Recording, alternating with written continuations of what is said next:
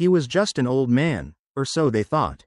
But when a corrupt cop pushed too far, he had no idea he was messing with a legend. A former police chief, forgotten by the system, but not by justice. What happens when the hunter becomes the hunted? Stay with us, because this story is far from over. The air was crisp as the autumn sun cast a golden glow over the quiet streets of a small Minneapolis suburb. It was the kind of town where neighbors exchanged polite nods, where the biggest scandal might be a mailbox knocked over by a reckless teenager.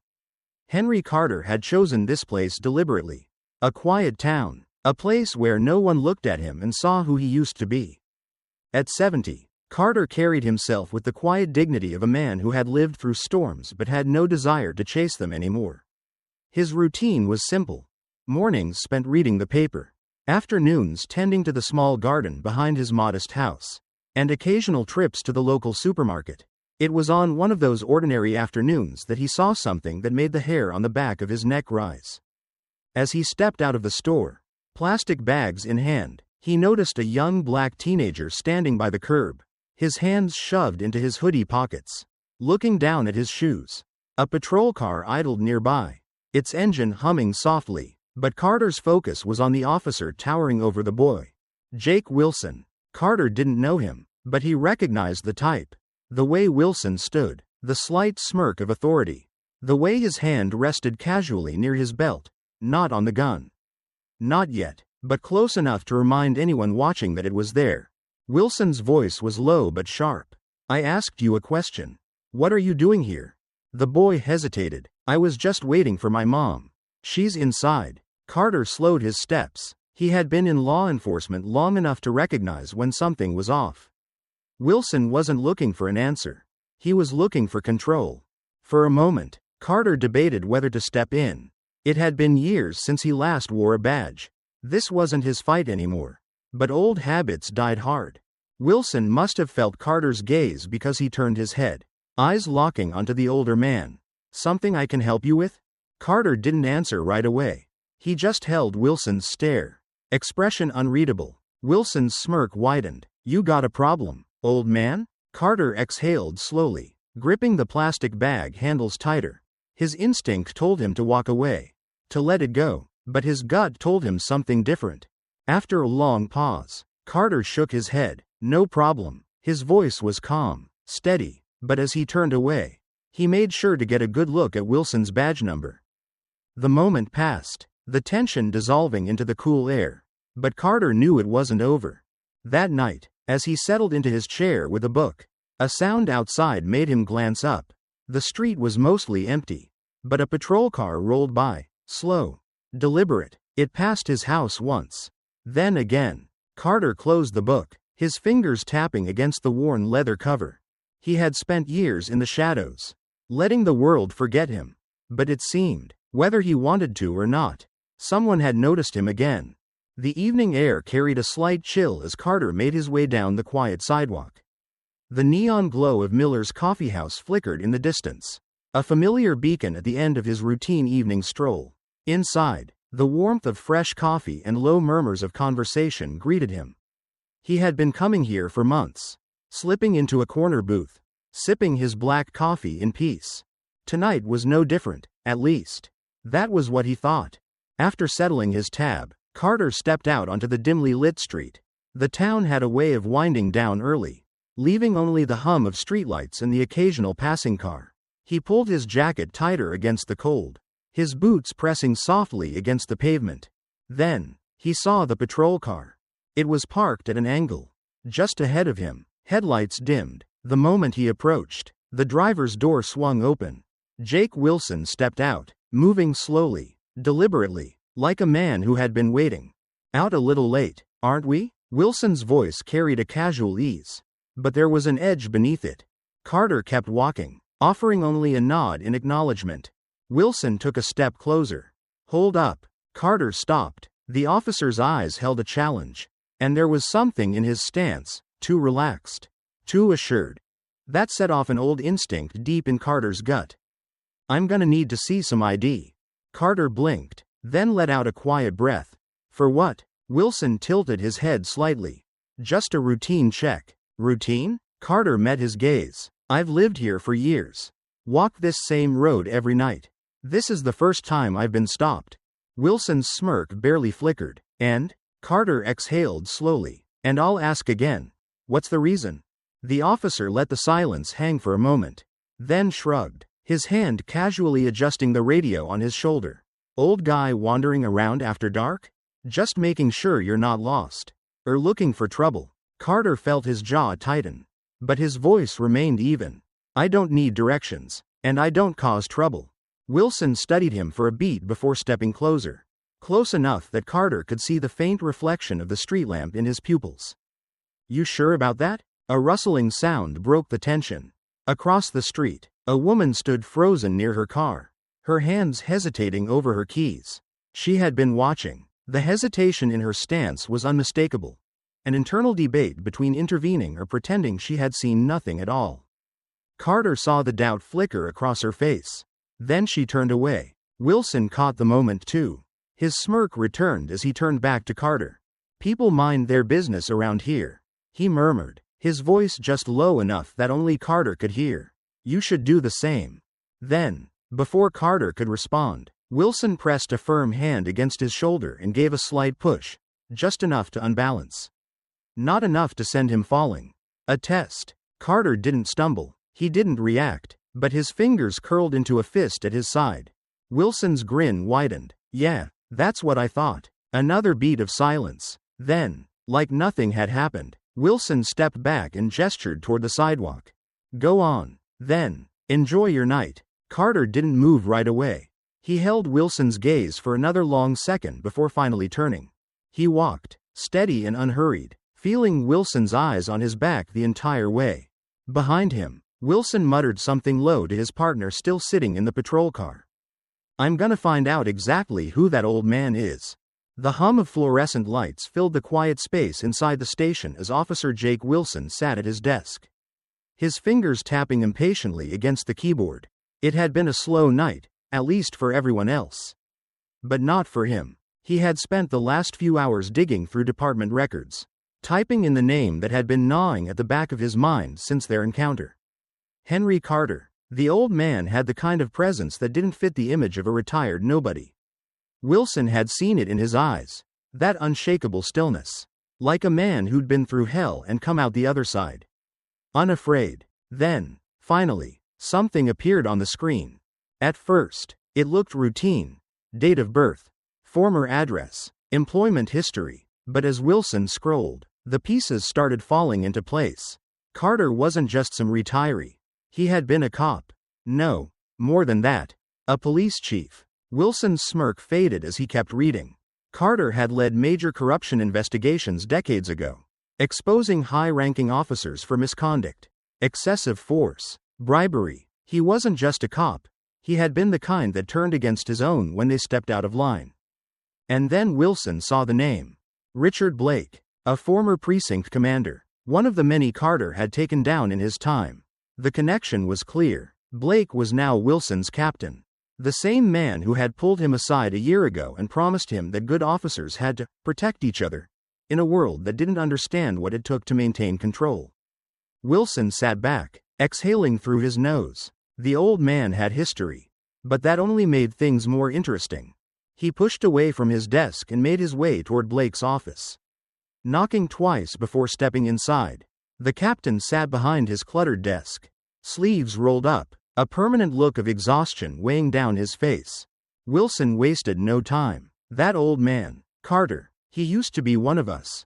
Blake barely looked up from his paperwork.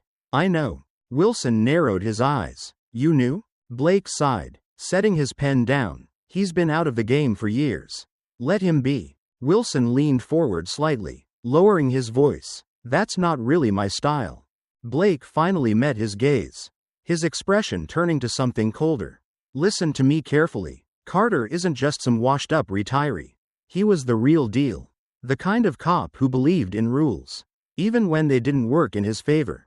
He took down men a lot more dangerous than you. So if you've got any sense, you'll stay clear. Wilson scoffed, crossing his arms. I don't scare easy, Captain. Blake studied him for a moment before shaking his head. No. You don't, but maybe you should. The warning hung in the air, but Wilson barely acknowledged it. If anything, it only made him more determined. He wasn't about to let some old legend walk around town like he still mattered. Later that night, as Carter drove home from another quiet evening at Miller's coffee house, Wilson followed at a careful distance. The moment Carter's car turned onto a deserted stretch of road, Wilson flipped on his lights. Carter pulled over without hesitation. Through the rearview mirror, he watched as Wilson approached. Taking his time, savoring every step, Wilson stopped beside the driver's side window, tapping against it with his knuckle. "Evening," he said, his voice smooth. "License and registration." Carter met his gaze, unimpressed. "For what?" Wilson shrugged. "Traffic violation." Carter didn't move. "What violation?" Wilson let a smirk creep onto his face. "I'll figure that out in a second." Carter exhaled through his nose, shaking his head slightly. "You don't want to do this, son." Wilson's smile widened. "See, that's where you're wrong." But just as he was about to take the game further, a flicker of movement caught his eye. Across the street, under the glow of a street lamp, someone stood holding up a phone, recording. Wilson's smirk wavered. Carter followed his line of sight and let a slow, knowing smile form on his lips. "Looks like someone's paying attention," Carter murmured. Wilson clenched his jaw. He had planned on making Carter's life difficult, but he hadn't expected an audience. The cold air pressed against Carter's skin as Wilson yanked him out of the driver's seat, forcing him to step back onto the cracked pavement.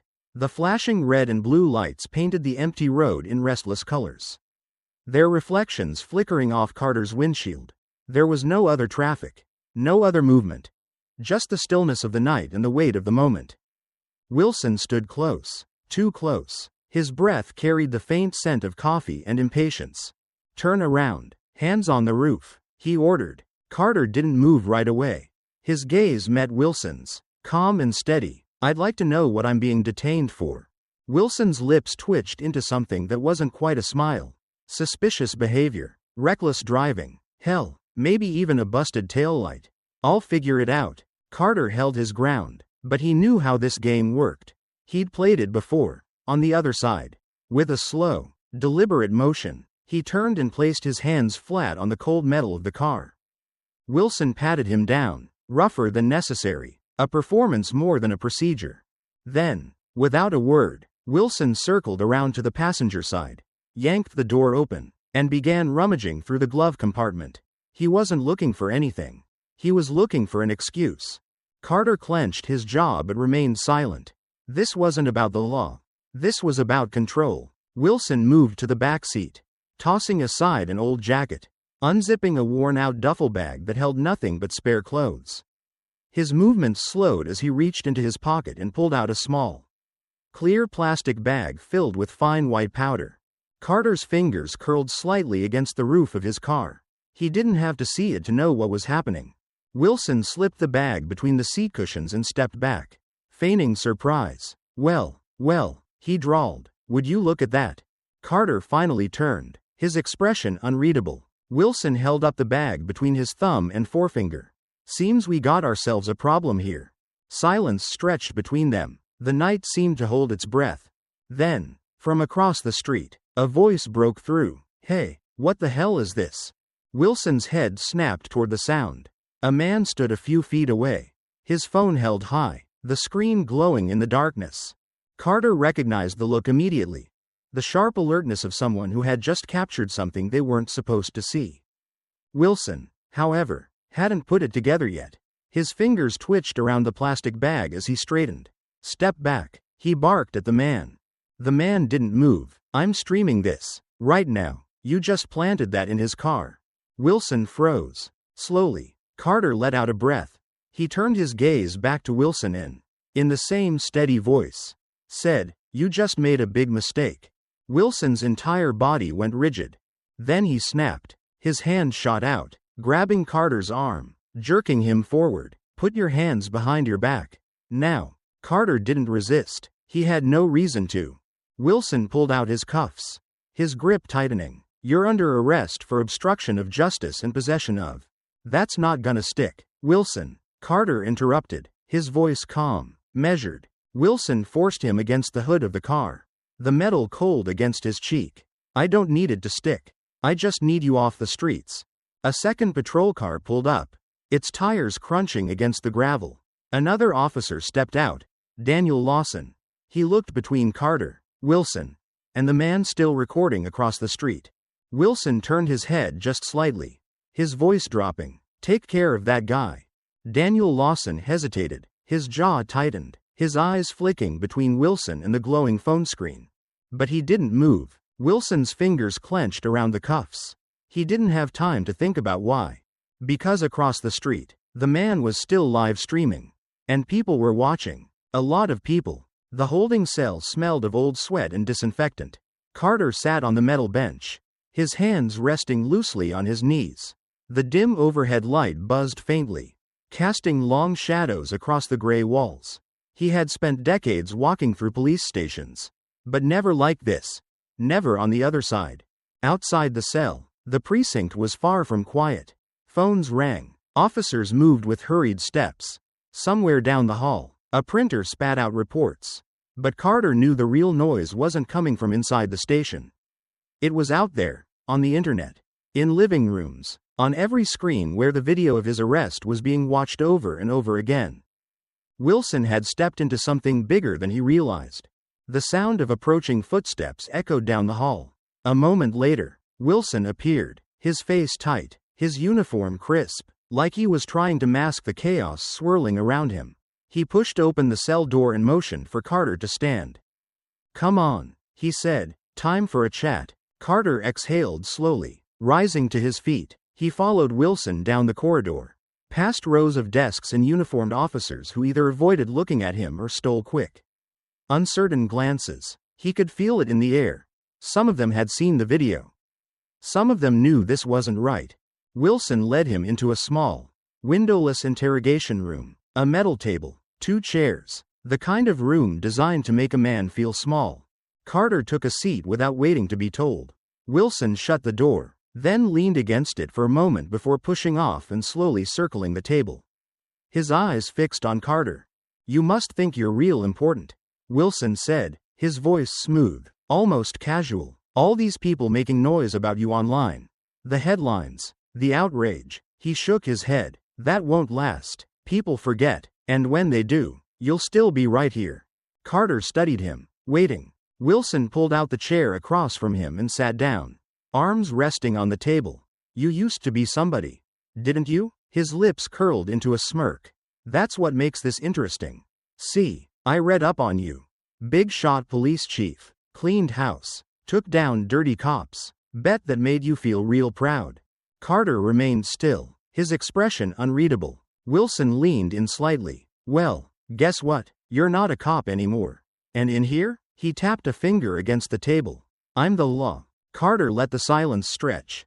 Then, finally, he smiled. It wasn't a smirk. It wasn't mocking. It was quiet, knowing. Wilson's fingers twitched slightly against the metal table. "That's cute," Carter said. Wilson's jaw tightened. "You think this is a joke?"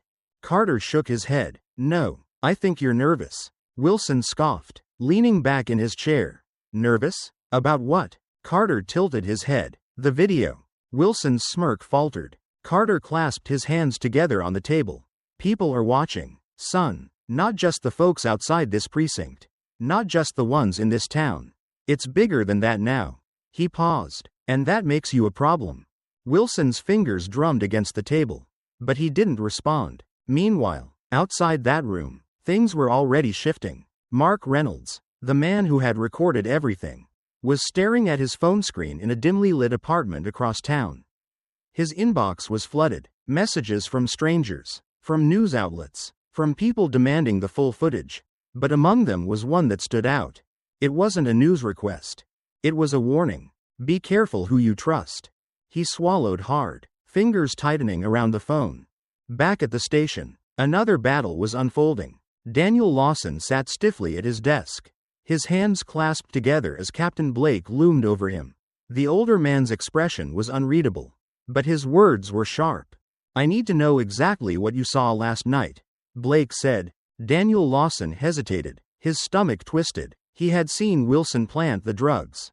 He had seen the fear flash across Carter's face. not fear of Wilson, but of the system failing once again. And yet, Blake wasn't asking as a man seeking truth. He was asking as a man demanding silence. You understand how this works?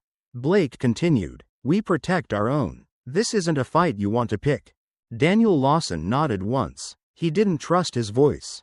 Back inside the interrogation room, the door creaked open. A woman in a dark suit stepped inside, her heels clicking against the linoleum floor. She carried a folder under her arm, her eyes scanning the room before settling on Carter. I'm Emily Warren, she said, her tone sharp and professional. Mr. Carter's legal representative. Wilson's head snapped toward her. He doesn't have a lawyer. He does now, she said smoothly, placing the folder down on the table. And unless you'd like to be the next trending name on the internet, I suggest you release my client immediately. Wilson's face darkened. For the first time, uncertainty flickered behind his eyes. Carter leaned back in his chair, exhaling. Wilson was beginning to realize this wasn't just an arrest.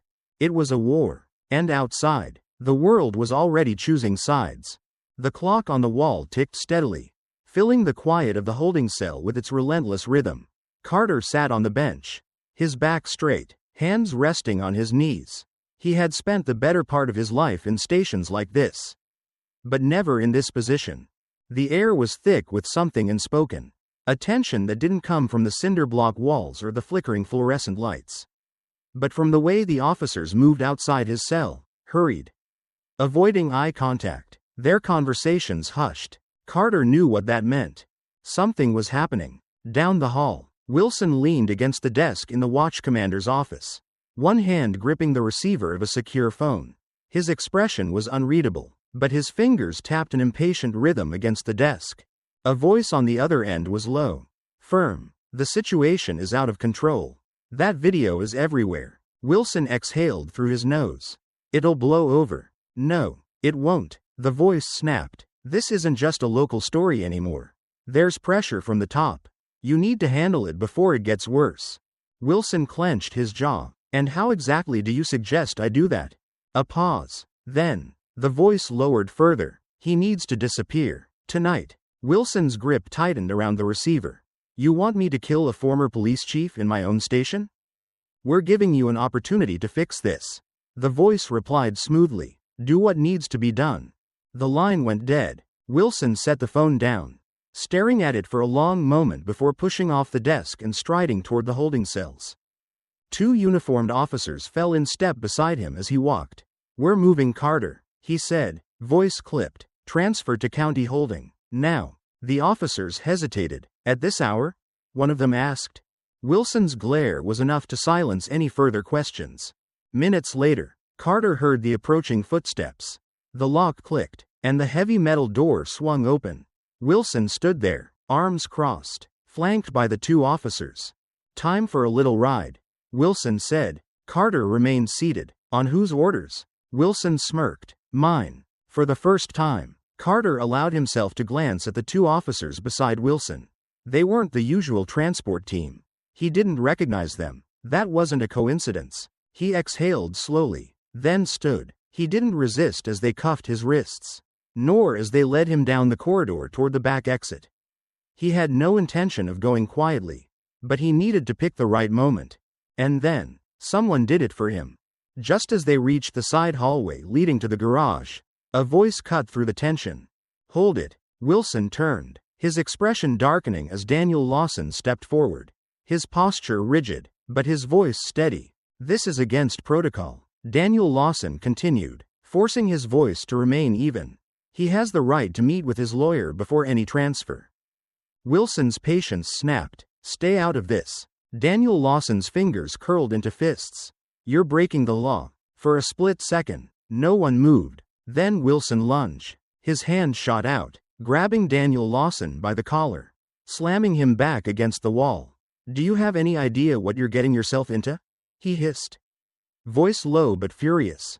Daniel Lawson didn't flinch. Yeah, that's why I'm doing it.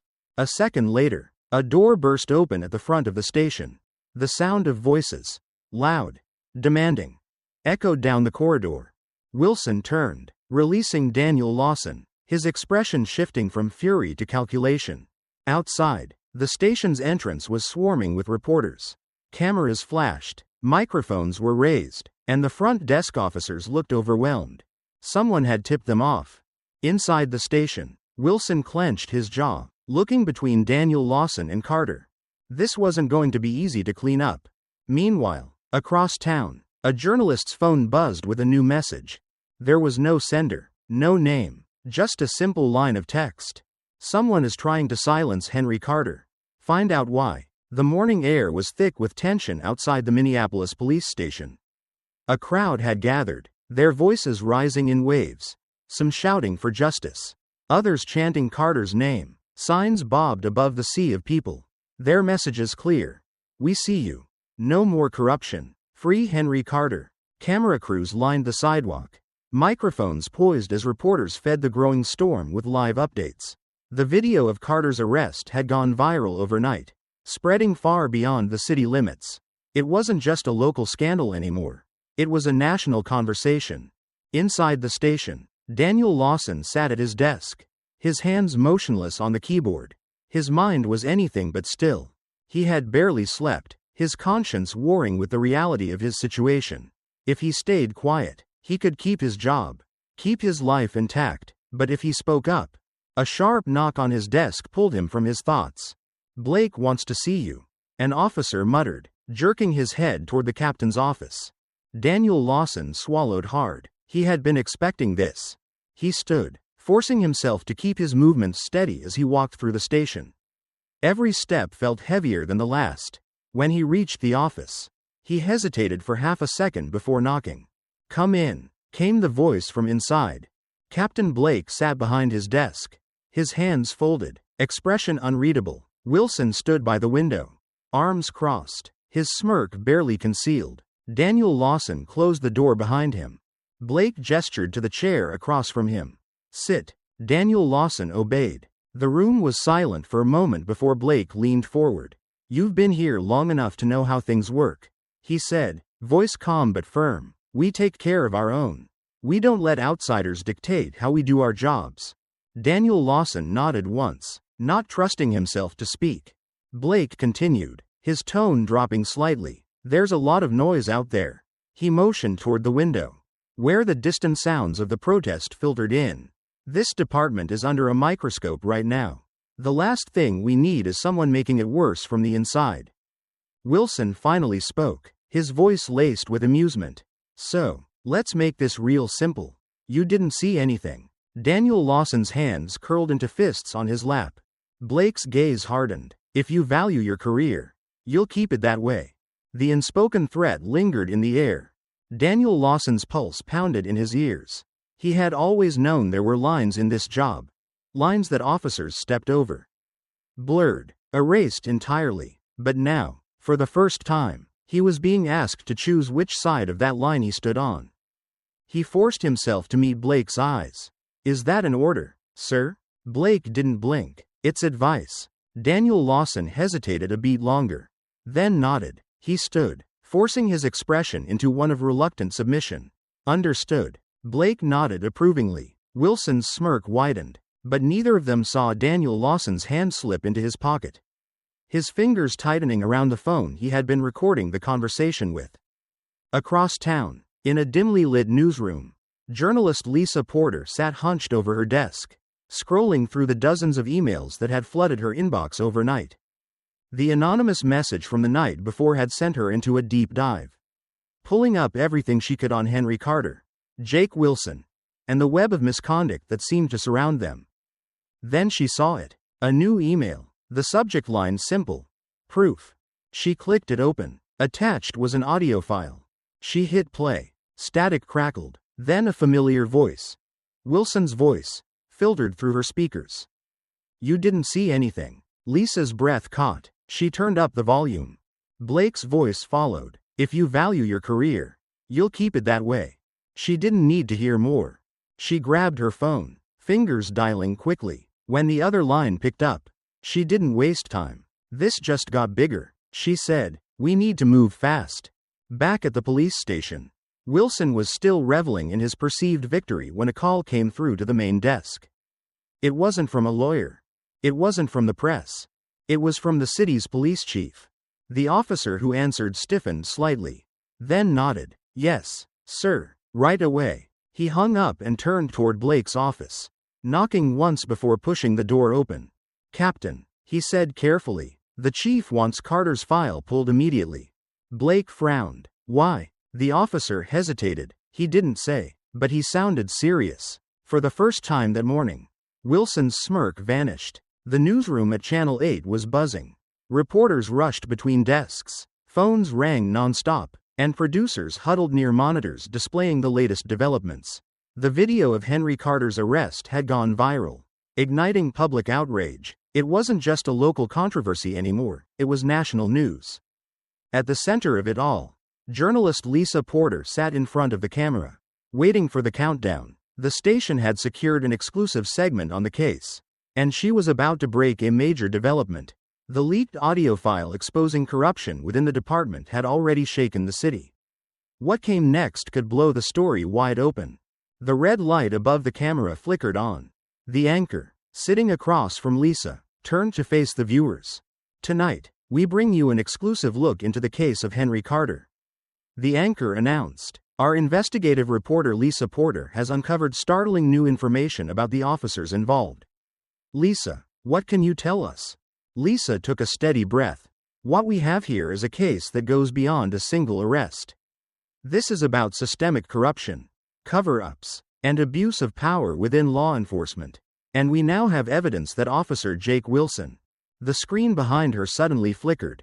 The words technical difficulties appeared, replacing the live feed. Inside the control room, chaos erupted. Producers scrambled to fix the feed. But the interference wasn't technical, it was intentional. Lisa's phone vibrated on the desk. A new message flashed across the screen. Stop now, or next time, it won't just be your broadcast that gets cut. Across town, inside the precinct, Wilson watched the disruption unfold from his office. A slow smirk crept across his face as he set his phone down. That should keep her quiet for now, he muttered. But he knew this wasn't over. The press wasn't the only problem. Carter was still in the building. Wilson straightened his uniform, took a breath, and pushed open the door to the holding area.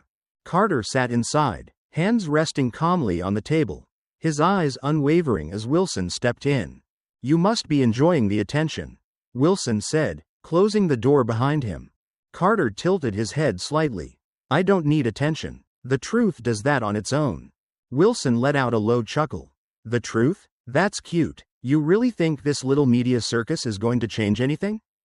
Carter exhaled, slow and steady. You can lie, twist facts, make up whatever story you want. But people aren't stupid. They see what's happening. Wilson stepped closer, resting his hands on the table. You don't get it, old man. Perception is reality. And right now, I control perception. Carter didn't flinch. Then why are you in here trying so hard to convince me? Wilson's smirk faltered for a split second. Outside the station, the sound of chanting grew louder. More protesters had gathered. Wilson straightened, forcing his expression back into one of control. Enjoy your time in here, Carter, because once this blows over, no one will remember you. He turned sharply and exited, slamming the door behind him. Meanwhile, Daniel Lawson sat in his patrol car, gripping the steering wheel so tightly that his knuckles turned white. He had taken a risk sending that audio to Lisa Porter. Now, with her segment cut off mid-broadcast, he knew someone powerful was pulling strings. A cold knot formed in his stomach. He wasn't just fighting Wilson anymore, he was fighting something bigger. Then his phone buzzed. An unknown number. One short message. If you speak out, you won't live long enough to regret it. The city streets were quiet. The occasional flicker of neon signs casting brief patches of color onto the pavement. Daniel Lawson gripped the steering wheel tightly, his mind racing as he drove through the darkened roads. His stomach churned with unease. He had made a choice. The audio recording he had sent to Lisa Porter was out there now. There was no taking it back. He had done what he knew was right, but at what cost? As he approached a red light, his gaze flickered to the rearview mirror.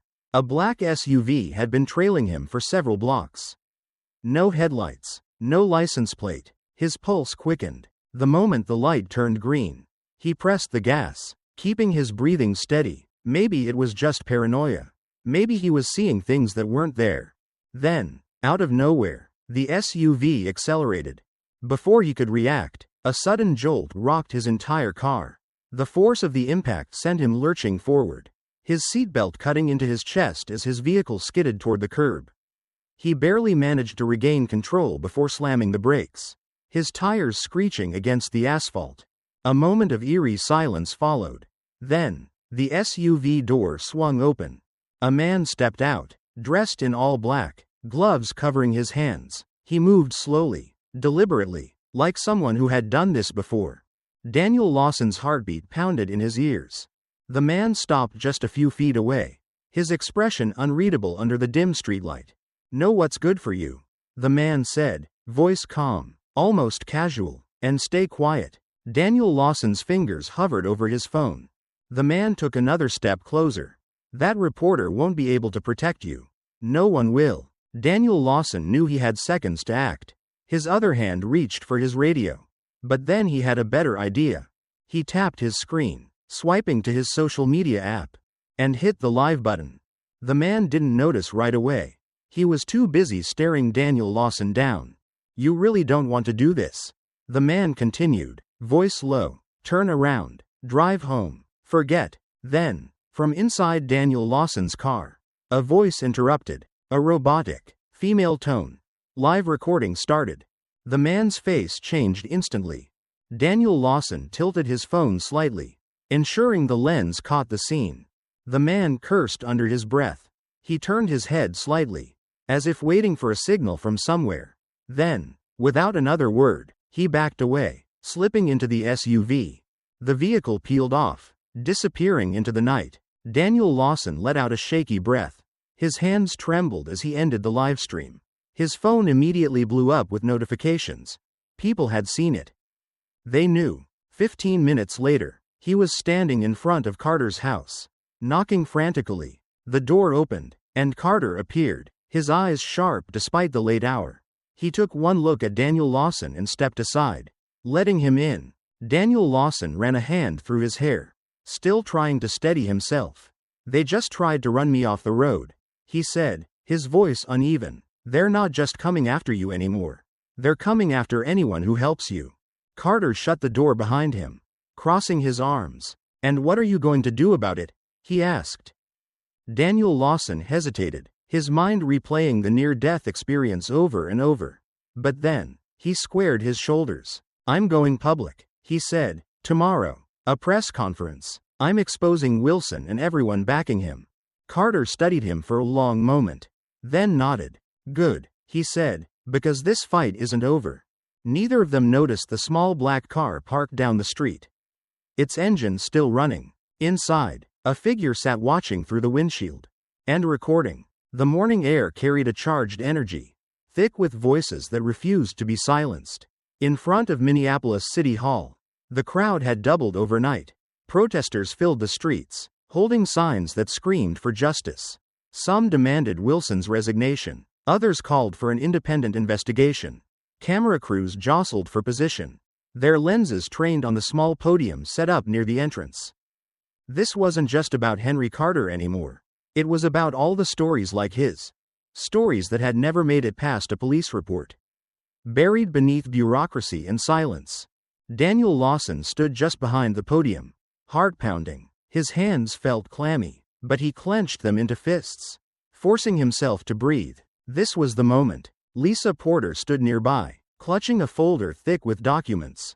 Inside were records, video stills, and transcripts. Evidence that could tear Wilson's career apart. She met Daniel Lawson's gaze, giving him the slightest nod. He stepped forward. The crowd hushed. A hand clamped onto his arm. Daniel Lawson turned sharply, coming face to face with a fellow officer.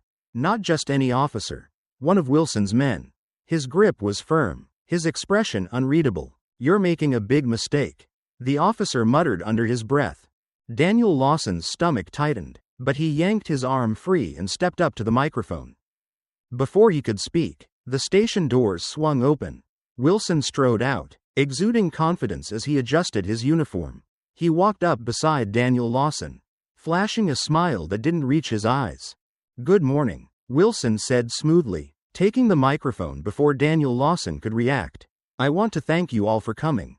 In light of recent events, I want to assure the public that we take these allegations seriously. An internal review is already underway." A murmur ran through the crowd. Carter, standing near the back, exhaled slowly. Daniel Lawson's fists clenched. Wilson continued, his voice dripping with false sincerity. "There's no need for concern. We will get to the bottom of this. And if any misconduct has occurred, rest assured, justice will be served." Lies. Before Wilson could continue, Carter stepped forward, his presence cutting through the noise. The crowd instinctively made way for him as he approached the podium. Without hesitation, he took the microphone from Wilson's hand.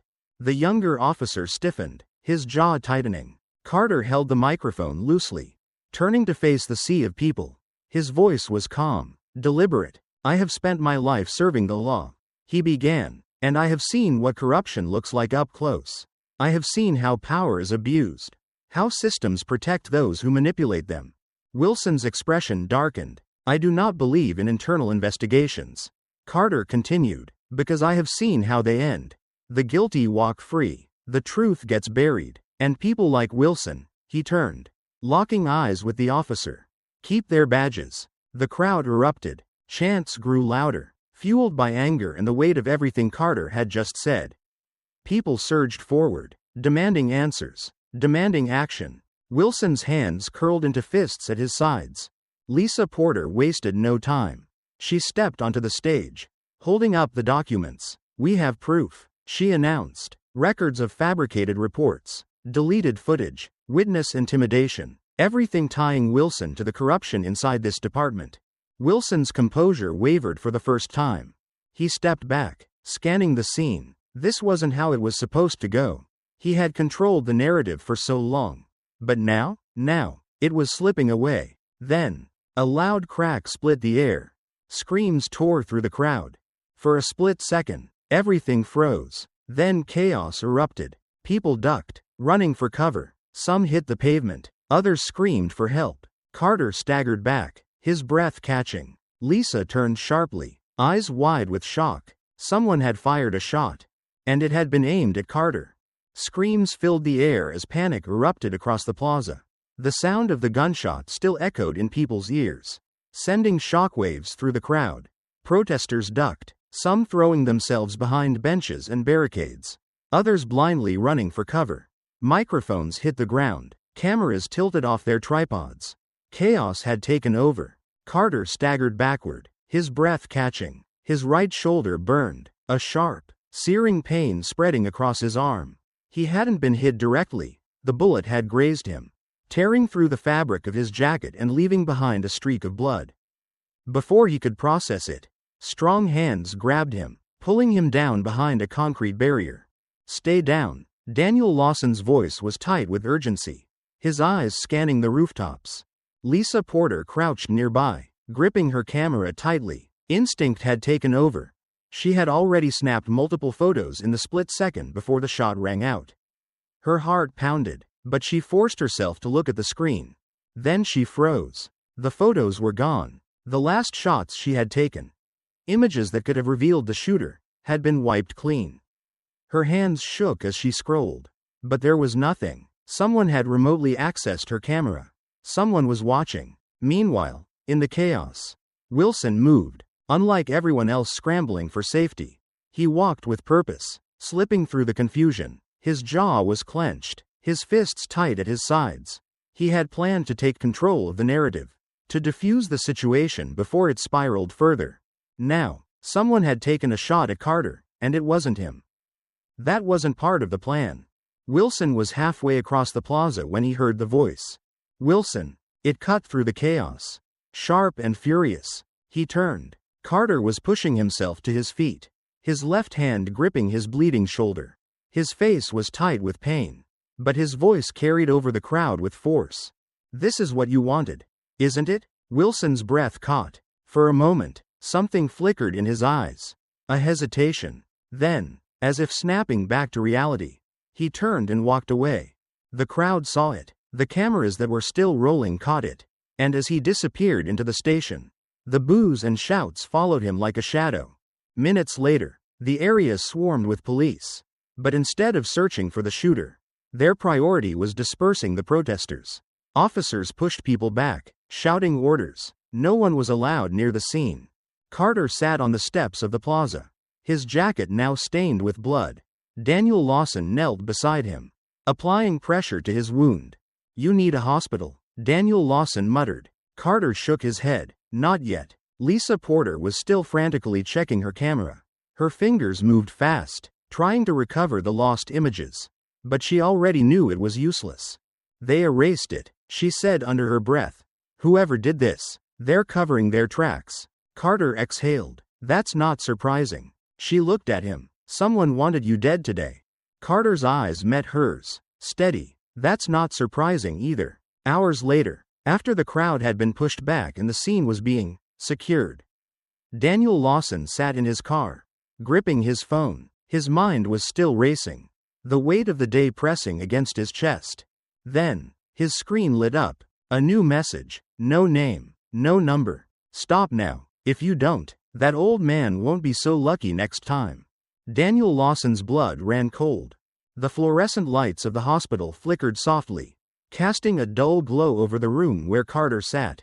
His shoulder ached, wrapped tightly in fresh bandages. But the pain wasn't what occupied his mind. It was the unfinished business. Across from him, Daniel Lawson paced, his movements restless. Lisa Porter sat on the edge of a plastic chair, her laptop balanced on her knees. The hospital was quiet at this hour, but they spoke in hushed tones anyway. Lisa turned the screen toward them. "I found something," she said. A still image filled the screen, grainy, but clear enough. A man, mid-30s, buzz cut, walking away from the scene of the shooting.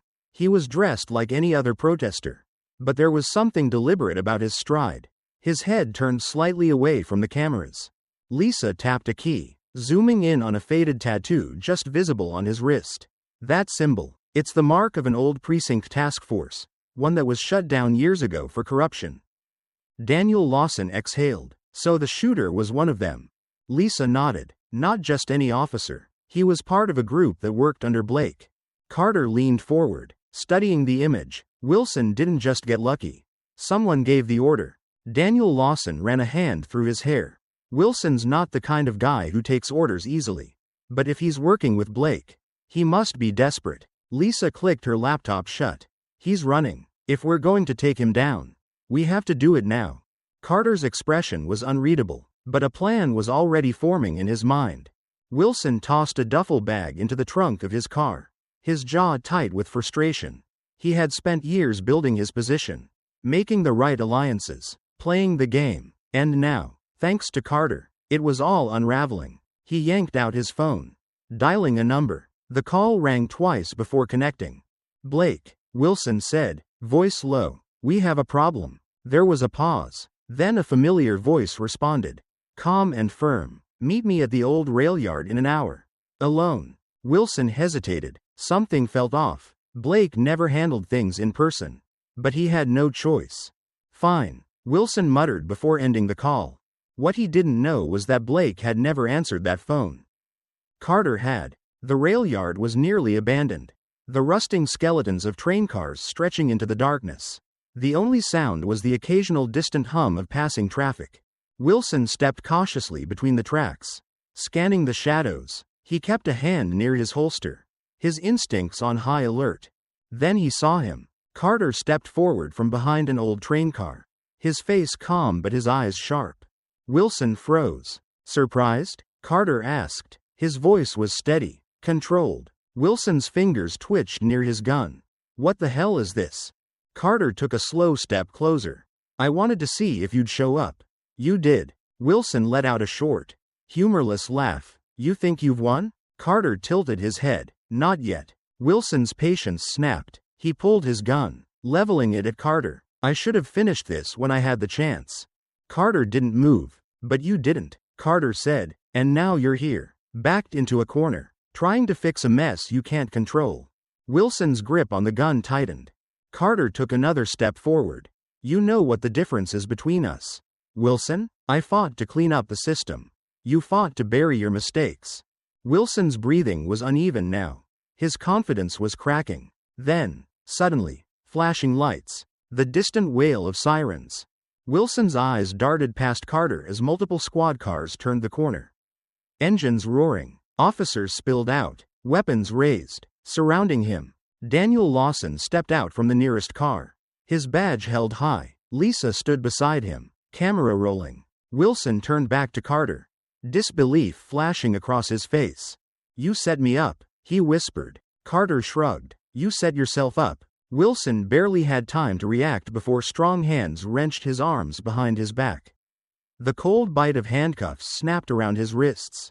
As they forced him toward the patrol car, Wilson's expression changed. His anger faded, replaced by something else. Amusement. He smirked, glancing back at Carter. You think this is over?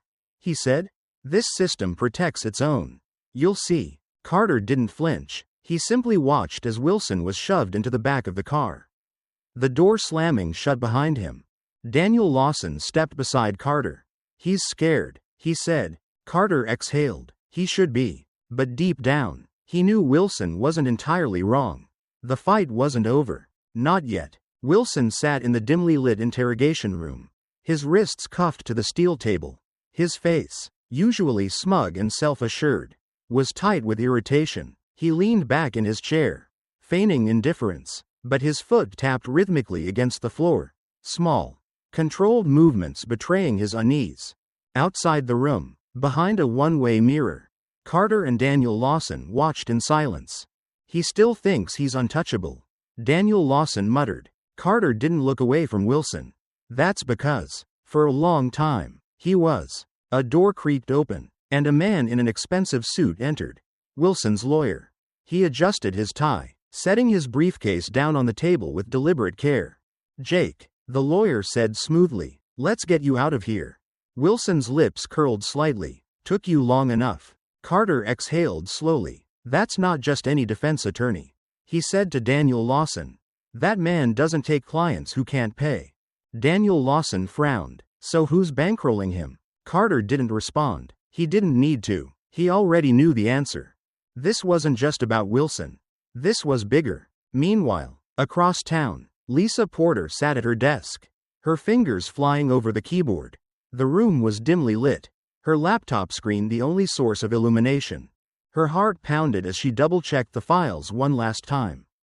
The audio recordings, the leaked emails, the reports showing how Wilson had falsified evidence and covered up internal misconduct. She had it all. She took a breath. Then, with a single click, she sent everything live. Seconds later, social media exploded. News outlets picked up the files. Major networks started running the story. The corruption inside the Minneapolis Police Department wasn't just a theory anymore. It was undeniable. And in the interrogation room, Wilson's phone buzzed on the table. He glanced at the screen, then frowned. His lawyer reached for his own phone. Reading a new message, his confident expression flickered for the first time. Wilson sat up straighter. What? The lawyer didn't answer. Instead, he quietly closed his briefcase. Wilson's stomach twisted. Hey, where are you going? The man stood, smoothing out his jacket. It seems our arrangement has changed. Wilson's breath hitched. What the hell does that mean? The lawyer didn't respond. He simply turned and walked out of the room. Wilson jerked against his cuffs, rattling the chains. You can't just leave me here. Carter and Daniel Lawson exchanged a glance from behind the glass. Daniel Lawson smirked. Guess he's not so untouchable anymore. Minutes later, the station erupted into chaos. Captain Blake burst into the precinct, his face pale as he stormed past the rows of desks. He had just seen the news reports. He knew what was coming. He was still trying to form a plan when two federal agents stepped into his path. Flashing their badges. Captain Richard Blake? One of them asked. Blake's mouth went dry. You're under arrest for obstruction of justice, conspiracy, and multiple counts of misconduct. Blake started to protest, but before he could finish a sentence, his arms were yanked behind his back, cuffs clicking into place. Wilson was still in the interrogation room when he saw his former boss being led through the station in handcuffs. His stomach dropped. This isn't happening, he whispered. Then, suddenly, everything clicked into place. They had given him up. He had been sacrificed. Wilson jolted to his feet, slamming his fists against the table. No, we were on the same side. The door opened, and Carter stepped in, calm as ever. Wilson turned on him, eyes wild. You did this. Carter tilted his head slightly. No, you did this to yourself. Wilson's breath was ragged. His mind raced for a way out. A scapegoat. Anything. It's not just me, Blake. The others. They're all part of it. You think this stops with me? Carter pulled out a chair and sat across from him. You think they'll take the fall for you? He asked quietly.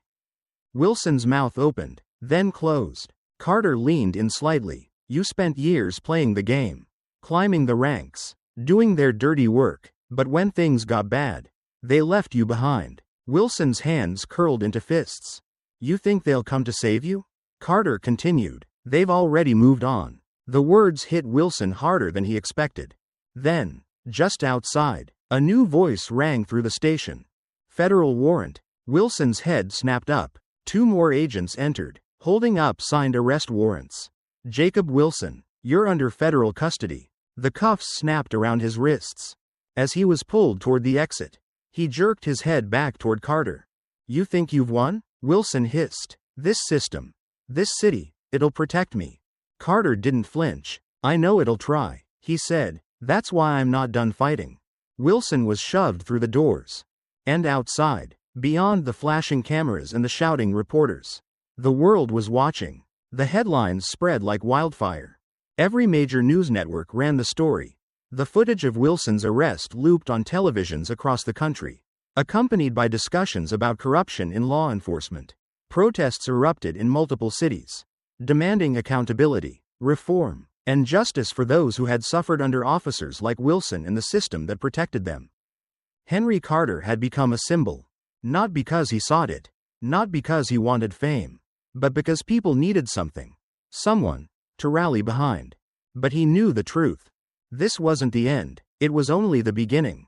At a small press conference outside City Hall, Carter adjusted the microphone. The crowd before him was filled with faces young and old, all waiting, all listening. Daniel Lawson stood off to the side. No longer in uniform, he had turned in his badge earlier that morning. He had walked into the precinct, handed over his resignation, and walked out without looking back. Lisa Porter was there too, notebook in hand, though she didn't need it. Every word Carter said would be remembered. Carter exhaled slowly, letting the weight of the moment settle. There was a time, he began, when I believed that if you worked hard enough, if you played by the rules, the system would reward you. That justice was guaranteed. He let his gaze sweep across the crowd. But I was wrong. A murmur passed through the people. Carter continued, his voice steady. Justice isn't something that happens on its own. It has to be fought for. It has to be demanded. It has to be earned. Because the truth is, power doesn't surrender easily. And those who abuse it will do everything they can to hold onto it. He glanced at Lisa, then at Daniel Lawson, acknowledging their sacrifices in this fight. But power can be challenged. He said, corruption can be exposed. And change? It starts with people like you. Applause rippled through the crowd. Carter paused for a moment, then took a breath. No one stands above the law, he said, his voice firm. No one. The applause grew louder, chants rising again. After the speech, a young officer approached Carter. He couldn't have been older than 30. His uniform still crisp, his badge shining under the streetlights. There was uncertainty in his eyes. Sir, he said hesitantly, do you really think we can change this? The system, I mean? Carter studied him for a moment, seeing something familiar. Hope, doubt, determination all wrapped into one. We won't change it overnight, Carter admitted, but one person at a time. One choice at a time. That's how it starts. The officer nodded, processing the words. As the night wore on, the city began to quiet. The crowds dispersed. The cameras turned away. But somewhere, in the shadows, the fight wasn't over. A black sedan rolled slowly down the street, its tinted windows concealing the figure inside. The car lingered near the edge of the crowd, watching Carter as he spoke with Daniel Lawson and Lisa. Then, just as silently as it had appeared, It drove off into the darkness. The world had moved on. The media frenzy had died down. The protests had quieted, their chants now fading echoes in the city. But Henry Carter knew better. 2 weeks had passed since Wilson's arrest. Yet the uneasy feeling still clung to him like a shadow. The kind of silence that came before a storm. He walked the familiar path to his home. The streetlights flickering overhead, the cool night air carried a deceptive sense of calm. But Carter's instincts were honed by years of experience. He had seen too much to believe in coincidences. He had exposed Wilson, but Wilson was just a symptom. The disease was still out there. Across town, Daniel Lawson sat alone in his car, parked outside a rundown diner. His phone buzzed on the passenger seat. Another unknown number. He let it ring. The threats had started 3 days ago. Calls in the middle of the night. Heavy breathing on the other end. And then, finally, words. Calm, deliberate, and chilling. You think you're a hero? You don't even know who you're fighting. He exhaled, rubbing his temple. His resignation from the force hadn't freed him. If anything, it had made him a target. The phone buzzed again. A text this time.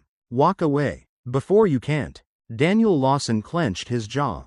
He wasn't going anywhere. Lisa Porter had spent her entire career chasing the truth. But tonight, she was the one being hunted. Her laptop screen blinked. Then it went black. The files. Gone. Every document, every piece of evidence she had compiled against Wilson and his backers had been wiped clean. She tried to reboot, but the system refused to respond. A slow realization crept over her. Someone had gotten inside. Her phone vibrated on the desk. A new message. Curiosity is dangerous. Stay in your lane. Lisa swallowed hard. They weren't just cleaning up Wilson's mess. They were covering their tracks.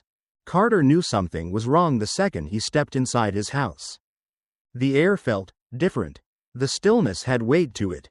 A quiet intrusion. He set his grocery bag down slowly, his fingers tightening around the grip of his old service pistol tucked under his jacket. Step by step, he moved through the house, his ears tuned to every creak of the floorboards. He pushed open the bedroom door, empty. The kitchen. Nothing. Then he saw it. On the coffee table, beneath the dim glow of the streetlights seeping through the window, lay a single sheet of paper. 5 words, written in sharp, deliberate strokes. The game isn't over yet. Carter stared at it for a long moment, his grip on the gun tightening. Whoever had been here was gone now. But they hadn't come to hurt him. Not yet. They had come to send a message. The next morning, Carter met with Daniel Lawson and Lisa in the back of an old bookstore. The kind of place where no one asked questions. Lisa's face was pale, her laptop clutched tightly to her chest. They erased everything, she said, voice edged with frustration. It's like I never wrote a word. Daniel Lawson leaned back in his chair, arms crossed. They've been watching us, threatening me, erasing her files. And now they're inside your damn house? He shook his head. Wilson was just a puppet. We knew that, but now we're dealing with the people pulling the strings. Carter remained quiet for a long moment before speaking. If we stop now, he said, voice calm but firm, everything goes back to the way it was. All of this, the fight, the risks, the truth, it disappears. Lisa hesitated, but if we keep going, we don't know who we're up against. Carter's eyes were steady. That's why we keep going. That evening, as Carter sorted through his mail, one envelope caught his attention. No return address, no markings, just his name, typed neatly across the front. He opened it carefully. Inside was a photograph. A group of men stood in front of a precinct building, their smiles frozen in time. It was a picture from decades ago, back when Carter had first started cleaning up corruption in the force. His breath hitched, because standing among those men, right there in the middle, was a face he recognized. Victor Langley, Wilson's protector. Carter exhaled slowly. This wasn't over. The Grand Hall of Minneapolis City Hall buzzed with tension.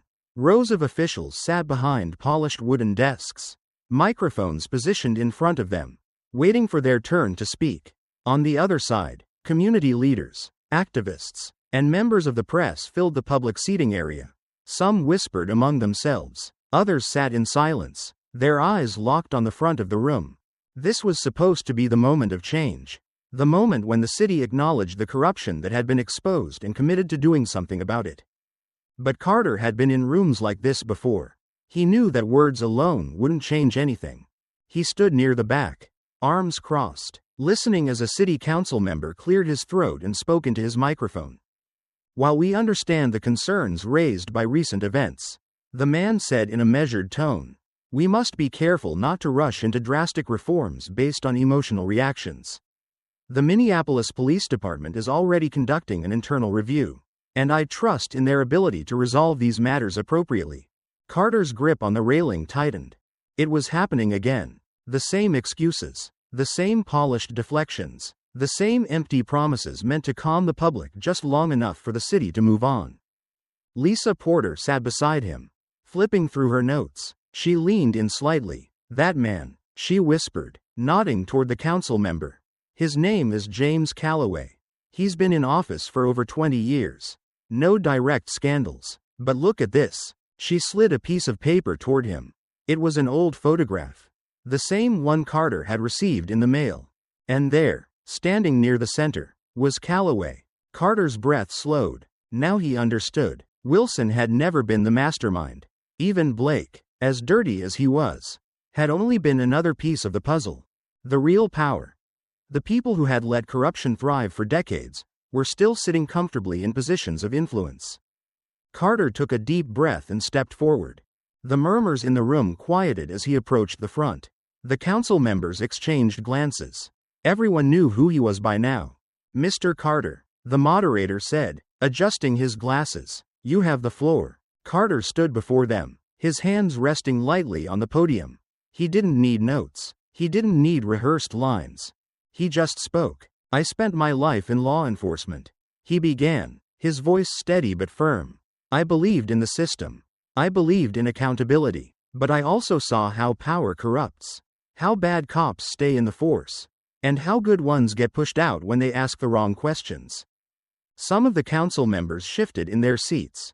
Carter continued. We all saw what happened with Jake Wilson. We saw what happens when power goes unchecked. And now, you're telling the public that an internal review will fix this? He shook his head. We've been here before. We know how this plays out. He looked directly at Calloway. The older man held his composure. But Carter didn't miss the way his fingers tapped lightly against the desk, an unconscious tick of discomfort. Carter leaned in slightly. We have a choice. We can finally take a stand and make real changes. Or we can keep pretending that this will fix itself. But let me be clear. People aren't going to forget. Not this time. Silence. And then, from the back of the room, someone started clapping. Then another. And another. Soon, the hall echoed with applause. Carter didn't smile. He knew applause didn't mean victory. But it was a start. As the meeting continued, Lisa discreetly slipped a folder into the hands of a fellow journalist. Inside were documents exposing the deeper network behind Wilson. Names of officials who had buried misconduct reports. Evidence of financial ties between police unions and city politicians. This story doesn't stop with Wilson. She whispered. Make sure people know that. The reporter nodded. Later that evening, as Carter and Daniel Lawson stepped outside the building, the cold night air felt heavier than usual. Daniel Lawson exhaled, rubbing his hands together. You really think this will change anything? Carter looked up at the city skyline. The lights of Minneapolis stretched far into the distance, a reminder of just how much was still left to fight for. We keep pushing, he said. We don't stop. Daniel Lawson smirked. So what now? Carter gave a small, knowing nod. Now, we find out who's really pulling the strings. As they walked down the steps, neither of them noticed the black sedan parked across the street. The engine was still running. Behind the tinted windows, someone was watching. Justice isn't won in a single battle. It's a fight that never truly ends. Carter exposed the corruption, but the system he fought against still lurks in the shadows, waiting for its next move. So we ask you, how deep does the corruption go? And if the system protects its own, who will stand up for the truth?